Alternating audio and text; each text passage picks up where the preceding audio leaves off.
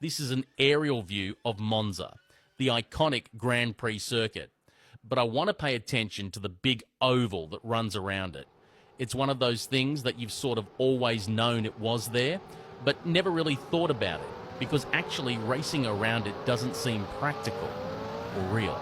But it very much was real. Let's give you the brief crash course history. Originally opened in 1922, closed in 1937 due to safety concerns, completely rebuilt and opened in 1955 with even steeper banking, where it did host Formula One on the layout, but closed down after the 1961 Grand Prix for, wouldn't you believe it, safety concerns. And so just sat there as a big, gigantic ornament since then. Now, this was 1961, long before safety standards, 11 years before seatbelts were introduced in Formula One. To give you an idea of the level of unsafe this track must have been, how does it work? Well, just put a dividing wall down the middle of the main straight and do a lap of the oval before you start the lap of the original GP circuit. In fact, back then, they didn't have the wall.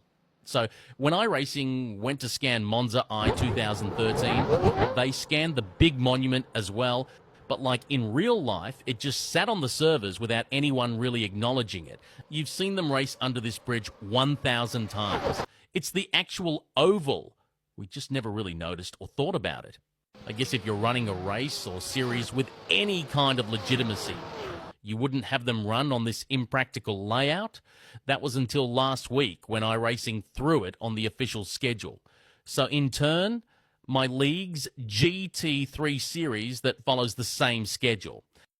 And let me tell you, this oval is crazy scary. Half a century overdue for a repave. It's bumpy as hell. By the time you reach the original turn 1 chicane, you've been flat for a minute, and you ask your cold brakes to stop a missile.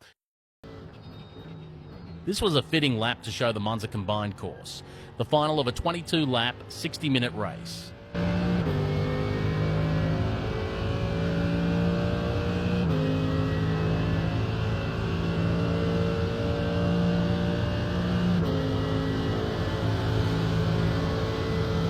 You're good, Mark. Keep going.